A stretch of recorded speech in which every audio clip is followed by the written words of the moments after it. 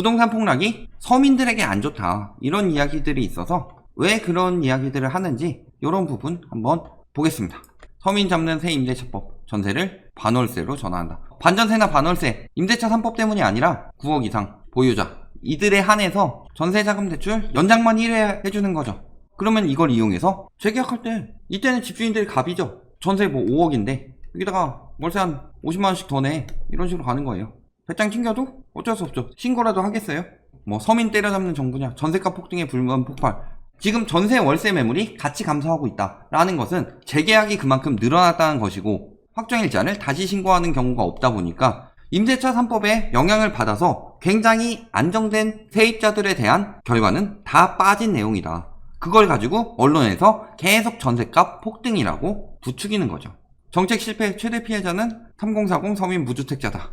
이거 임대차뿐만이 아니라 여태까지 계속 올랐다라는 건데 정책 실패예요.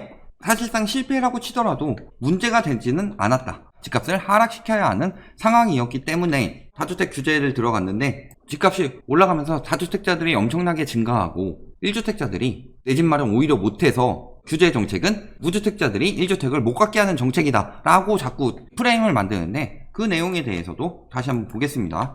무조건 빨리 파세요. 누가 부동산 폭락 공포팔이 하나. 공포팔이라고 하죠. 저격 보통 저한테 많이 들어오죠. 저를 엄청나게 싫어하는 언론이죠. 저번에 뭐 폭락 유튜버 어쩌고저쩌고 하면서 뭐 피해 많이 봤다라고 하는 그 언론이에요. 이게 본인의 언론에서 냈던 기사를 본인들이 뒤집는 이야기들을 많이 하는 언론이다. 그러면서 뭐라 그래요? 집값 급락은 집값 급등보다 더 심각한 문제를 낳는다. 왜? 담보가치 하락에 따른 금융기관 부실하다. 자, 담보가치 하락에 따라서 금융기관이 부실화되기 위해서는 뭐예요? 그 전에 가계부채 문제 때문이죠. 가계부채는 뭐 때문에 증가하기 시작했어요? 이거 초이노믹스 때문이죠. 가계부채를 폭증시키면서 집값을 올려버리니까 빚내서라도 빨리 집 사야 되는 거 아니냐, 2금융, 3금융, 사채 이런 데까지 들어가서 대출을 폭증시키게 만든 원인이다. 그러니까 그 상황에서 집값을 띄워야 할 상황이 아닌데 집값을 띄우려고 했기 때문에, 문제는 그 당시에 내수를 활성화시켜야 될 상황에서 경제 성장률만 올리기 위해서 건설사만 띄워주고 집값만 올려버리니까 그게 문제가 됐었다. 그리고 역효과가 많이 나왔다 라고 이야기했죠. 경제가 파탄 난다. 가계부채 문제로 인해서 금융기관 부실화가 된다 라고 하면은 대출 규제에 대해서는 적어도 이 언론에서는 지은리을 하지 말았어야 되죠. 근데 대출 규제하니까 서민들 잡는다고 맨날 하던 언론이 이딴 글 쓰면 믿어줘요? 자, 그 다음에 깡통주택 속출하게 된다. 깡통주택 속출의 문제는 뭐예요? 임대차에 대한 규제가 없었기 때문이죠.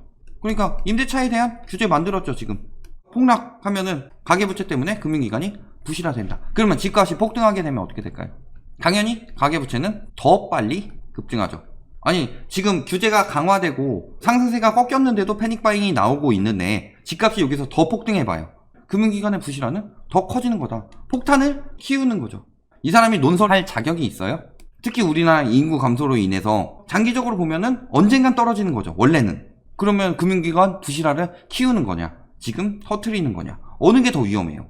자기가 말하는 거를 자기가 뭐라고 하고 있는지도 모르고 일단 무조건 깔려고 하고 있는 거죠. 반드시 막아야 할 비극. 전조 현상이 뭐다? 실물 경제와 분리 과열 현상이 일어난다. 금융시장 실물 경제와 현 상황이 분리가 된다. 과열 현상이 일어난다. 즉 괴리가 심해진다. 법을 붕괴하지 말고 키워야 돼요. 버블 붕괴로 30년 만에 1류 국가에서 3류 국가 전락한 스페인. 원래 1류 국가가 아니죠. 여기도 버블로 키운 거잖아요. 일본 잃어버린 10년, 미국 서브 프라임 모기지 사태 20년이죠. 일본 그 당시에 엄청난 버블 경제라고 그랬죠. 세계에서도 버블 경제라고 이야기했어요. 그만큼 뭐예요? 괴리가 심했다는 거고, 터지지 않고 더 커지게 된다면 완전히 몰락하는 거였죠. 버블이 생기지 않도록 해야 비극이 안 일어나는 거지, 버블이 붕괴돼서 비극이 일어나는 게 아니잖아요. 근데 말하는 기사들마다 왜 다 저런 식으로 이야기를 하냐, 폭락하면 안 된다 라는 여론 만들려고 하는 거죠. 근데 문제는 버블이 생겨버렸다. 그러면 더 커지기 전에 빨리 터트려야지 그나마 피해가 적다. 이게 핵심이죠. 전국적으로 확산될 수 있으며 갑작스럽게 발생한다. 그리고 이 버블이 더 커지기 전에 터져야 되는 거고, 갑작스럽게 발생하기 때문에 위험하다 제가 계속 경고하고 있는 거 아니겠어요? 부동산은 이제 투기의 대상이 돼서는 안 된다고 이야기하고 있는 거죠. 지금 이 얘기들, 버블이 터져서 경제 위기 왔다고 하는데 이게 아니라 버블이 생겼으면은 빨리 터져야 위기가 그나마 축소된다는 거죠. 몸속에 종양이 있어요. 수술하게 되면은 성공률이 50%래요. 그러면 굉장한 위기죠. 그러니까 50%는 죽을 수도 있으니까 이 종양을 수술하면 엄청난 위기라고 이야기하는 거죠. 그거 근데 그대로 방치하면 어떻게 돼요? 생존율이 50%에서 더 살아나요. 종양이 커지면 커질수록 생존 확률은 더더욱 낮아지죠. 종양이 생긴 게 문제지 종양을 수술해서 체력이 약화된다 이딴 얘기하고 있는 거잖아요. 가계부채 위험도수이 얼마나 올랐냐. 일본 80%도 안 됐어요. 당시에 터지고 가계부채 줄었죠. 미국도 터지고 가계부채 줄었죠. 우리나라 안 터졌어요. 가계부채 줄이려면은 버블이 터져야죠. 근데 얼마나 빨리 터지느냐, 그리고 그 터지는 피해가 얼마나 크게 나오느냐.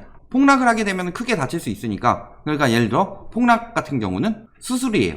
수술을 하기 위해서는 생존율이 있고 몸이 약해진 사람일 경우 더 심각하죠. 그 전에 뭐를 해야 돼요? 암이 있으면 항암 치료를 해야 될 거 아니에요. 그러니까 연착륙을 시켜서 하는 것이 목표다. 그러니까 지금 정부에서도 부동산 대책을 많이 내는 이유는 연착륙을 시키기 위해서이기 때문이라고 그랬죠. 가계부채 이 원인이 뭐였어요? 가장 문제는 분양가 상한제 폐지죠. 분양가 상한제 폐지로 인해서 어떻게 됐어요? 분양가를 올리기 위해서 집값을 올리죠. 그럼 집값이 올라가니까 분양가는 다시 올라가죠. 그럼 새 아파트가 올라가니까 구축도 따라 올라가면서 집값이 다시 올라간다. 그러니까 분양가 상한제 폐지야말로 버블을 키운 정책이라는 거죠. 작년부터 계속 주장했었죠. 인제서야 TV에 나오고 있는 거예요. 그동안 어떻게 됐어요? 집값 3.7배 오른 분양가. 결국에는 집값 계속 오르면서 누가 돈 버느냐? 첫 번째 건설사, 두 번째 은행, 세 번째 이들한테 광고 받아가지고 광고료 쏠쏠하게 올리는 언론, 그 다음에 투기꾼들은 사실상 콩고물 주워먹는 거예요. 콩고물. 지금 이 사람도 원인이 큰데 문제는 이 사람들의 여론을 자꾸 잡는데, 왜냐? 이들이 손해보는 것처럼 느끼도록 계속 여론을 만들고 있는 거예요. 거품이 커졌어요. 집값이 계속 올라가게 되면은 투기꾼들도 자본 마련하기 굉장히 힘들어져요. 전문 투기꾼들은 어떻게 해야 돼요? 떨어졌다가 다시 올라갔을 때 이때 팔고 이때 사는 게 제일 이득이죠. 근데 떨어지면 안 된다고 계속 유도하고 있죠. 50채 갖고 있던 사람이 한 30채 처분해서 20채가 됐어요. 그럼 떨어졌다가 다시 30채 사는 게 더 이득이죠. 그런데 이 20채 가지고 있는 사람도 떨어지면 안 되고 다 팔 때까지 계속 올라야 된다. 이런 식으로 유도를 하고 있다. 그동안에 가장 많이 이득 보는 데는 어디다? 건설사, 은행. 건설사에서는 언론을 인수하고, 언론인들 중에서 대부분 간부급들은 강남 재건축 이런 거 많이 가지고 있으니까 분양가 상한제 결사 반대하죠. 언론이란 국민에게 정확한 정보를 전해줘야 하는 역할인데 자기 이익을 위해서 하고 있다. 그리고 건설사한테 아예 인수돼서 하는 언론들이 있다. 그리고 그 논평위원들 중에서 교수라고 나오는 사람들, 고 교수형 이런 사람들 실질적으로 뭐예요?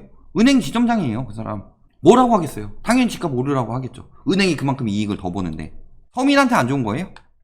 서민한테 안 좋은 이유는 저런 언론들의 말에 넘어가서 사게 되는 서민한테 안 좋은 거죠. 그 다음에 두 번째 문제 뭐라고 그랬어요? 집값이 뜨게 되면 수익형 부동산 가격도 같이 올라간다. 문제는 뭐예요? 수익률을 맞추기 위해서. 수익률은 떨어지더라도 임대료는 올라갈 수가 있다. 가장 얘기 많이 나오는데 마곡지구 상권 박살났죠. 세종 또 위례 이런 데 박살났죠. 뭐라 그래요? 급등하는 아파트 값에 따라 상가도 비싼 값에 분양. 하지만 상가는 텅텅 빈 곳이 많다. 그러니까 상가 속지 말라고 그랬죠. 왜 텅텅 비어요? 고분양가 3.3m 한 평당 1억 원 육박한 고분양. 자, 이것도 전용이 아니라 공급 평수에 따라서 분양하죠. 그러니까 사실상 상가는 절반이 날아가요. 공급 20평짜리 분양 받으면 전용은 10평이에요. 10평. 전용 49평 보증금 1억 원, 250에서 350만 원 수준이고 입주 본격화 했을 때 500만 원이라고 한다. 여기 만약 1억짜리라고 해봅시다. 최고 1억 원이라고 하면 어떻게 돼요? 곱하기 30평, 30억이죠. 최대 많이 받아서 500만 원 받는다고 해봅시다. 1억에 500만 원, 29억이죠. 1억은 보증금이니까 500만 원 하면 어떻게 돼요? 6천이죠. 수익률 2% 나와요. 2%. 두 가지로 생각을 해봅시다. 임대인들이 수익률 2%면은 은행 이자 수준인데 공실 나면은 엄청나게 빠져요. 그렇다고 해서 대출을 받아도 수익률 2%짜리는 대출 받는다고 해서 수익률이 올라가진 않죠. 대출이 그냥 받을 때 생각해보면은 거의 3% 나올 텐데 대출 받으면 오히려 손해죠. 그렇다면은 임대인들은 수익률이 안 나와서 굉장히 손해죠. 임차가 맞춰진다고 쳐봅시다. 임차인들 월 500만원씩 1층 상가에 들어가면 수익이 남아요? 웬만하면? 임차인들도 망하고 임대인들도 망한다. 저렇게 고분양가는 건설사들만 이득 본다. 그러니까 집값 폭등이 수익형 부동산까지 번져가면서 임대인이든 임차인이든 다 죽이는 거다. 그런데 뭐 때문에 망했다 그래요? 소주성 때문에 망했다 그러죠. 근데 33개월 중에 27개월 줄었다. 그 전부터 계속 줄어들고 있었다는 거죠. 소주성 2017년부터 됐는데요. 2017년부터 됐을 때 어떻게 볼까요? 최저임금 언제부터 올랐어요? 말 그대로 2017년, 2018년. 2019년까지 오르고 조금 더 양호해졌죠. 소주성 때문에 임차인들이 망한 거지 집값 때문이 아니다 라고 자꾸 우기는데 비용 부담만 늘렸다라고 하는데 사실상 2017년에서 최저임금 올렸는데 고용원이 있는 자영업자는 늘었고 없는 자영업자는 줄었다. 그리고 전체적으로 퍼센테이지도 몇 퍼센트밖에 안 돼요? 30%도 안 된다. 안팎이다. 많은 자영업자들이 망하는데 소주성 때문에 망한 거예요. 임대료, 프랜차이즈료, 카드 수수료, 배달비도 이번에 뻥튀기 시키고 있죠. 이런 여러 가지들이 있는데 왜 소주성을 자꾸 하느냐. 다른 거는 그렇다 치더라도 임대료 많이 내는 거는 소비의 활성화에 도움이 돼요. 상가값 올라가서 임대료 올라가서 건물주는 은행 대출 많이 갚아야 되고 그러면 은행만 돈 버는 거죠. 소비 안 돌죠. 근데 소주성이나 예를 들어 배달비 해가지고 배달원들이 돈을 많이 번다든가 이런 것들은 소비에 도움이 되죠. 그들이 소비하니까. 근데 프랜차이즈, 상가 가격 상승, 카드 수수료 이런 것들은 소비에 큰 도움이 안 된다. 오히려 역효과죠. 그런데 언론에서 건설사 편들고 있다. 건설사들 많이 남겨먹게 하기 위해서 정부에서 추진했던 거 뭐라고 그랬어요? 연착륙 2019년 3월에 추진했어요. 계속 오르고 위험하니까. 물론 그 이전 2017년 때부터 계속 그랬죠. 1%도 안 내렸다. 얼마 안 내렸네. 다시 오를 거다. 비싼 아파트 더 비싸졌다. 양극화 초래한다. 규제 낼 때마다. 2019년 6월에 넉 달 만에 부동자금이 늘어났다는 건 뭔 소리예요? 집값이 떨어지니까 현금 확보하는 사람들이 늘어났다는 건데 자꾸 부동산 시장에 불안 불씨된다 이런 식으로 유도하죠. 규제 1번도 집값은 우상향 계속 오를 것이다. 결국 집값 못 잡을 것이다. 집값 상승 불질렀다. 왜? 연착륙 하려고 하면은 규제가 세게 나갈 수가 없죠. 세게 내면은 연착륙이 돼요? 아니면 폭락이 돼요? 그러니까 진짜로 서민을 아끼는 가장 좋은 방법은 폭락이 아니라 연착륙이었죠. 두 번째는 어쩔 수 없이 거품 터뜨려서 폭락시키는 거다. 그런데 연착륙을 하려고 했더니 언론들이 안 될 거다. 안 될 거다. 넌 안 돼. 왜냐면 연착륙하면서 가계 대출을 갚아갈 수 있도록 해야 되는데 폭락하면은 한꺼번에 자산가치 무너질 수 있다. 리먼처럼. 하지만 그때 리먼이 터지지 않았으면 지금 미국이 G1은 할 수 있을까요? 무주택 서민은 안중에도 없는 보수 언론. 뭐라 그래요? 언론이 나서 편법 알려주고 있다. 전월세를 비우겠다. 이명계약이 판칠 것이며 전세대출 동의 요구 거부 이런 것들 언론이 부추기고 있다. 모르는데 매매사업자 이런 거 다 알려줬었죠. 작년에도 전세 스와핑 이런 거 치밀한 후속 조처로 연착륙 시켜야 폭락하게 생기니까. 그런데 문제는 언론이 이 난리를 쳐서 연착륙 정책이 통하지 않으니까 결국엔 강력하게 해서 폭락시키는 거예요. 어쨌든 해야 되니까. 약으로 연명치료 했는데 약 효과 없어 하면서 약 안 먹고 약 뱉어버리고 막 이러니까 결국엔 효과 못 본 거죠. 그러니까 어쩔 수 없이 수술을 하는 거예요. 이런 언론에 낚인 마지막에 연끌 투자한 사람들이 어떻게 된다? 피 보는 거죠. 어떤 서민한테 안 좋아요? 연끌 투자한 서민들한테. 언젠간 떨어진다라는 게 그렇게 멀지 않았던 거고 이렇게 되는 상황에서 사가지고 지금 이렇게 만들고 있어요. 실질적인 가치는 요만큼 가고 있는데 그럼 여기까지 떨어지기 전까지는 연끌 내 집 마련. 이 사람들을 부추겨가지고 다주택자들 돈 벌고 건설사들 돈 벌고 하는 동안에 이 사람들이 평생 일해서 돈 갖게 만들었다. 그러니까 이거 하지 말라고 그랬는데 집값은 계속 오르잖아요. 라고 언론이 유도하고 있었던 거죠. 결국에 부메랑처럼 돌아올 수밖에 없죠. 당연히. 그러니까 하지 말라고 그랬죠.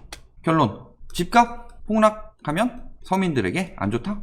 안 좋은 서민들도 있죠. 하지만 문제는 폭등보다는 훨씬 낫다. 제가 작년부터 가장 좋은 건 연착륙이라고 그랬어요. 그리고 정부에서도 그렇게 추진하기 위해서 대책을 굉장히 나눠서 세분화해서 보완해 가면서 갔던 거였는데 연착륙 시키려고 했더니 22번이나 했는데 못 잡음 하면서 언론들이 난리쳤죠. 이제 임기도 얼마 안 남았겠다. 어쩔 수 없이 폭락으로 밀어붙이는 거다.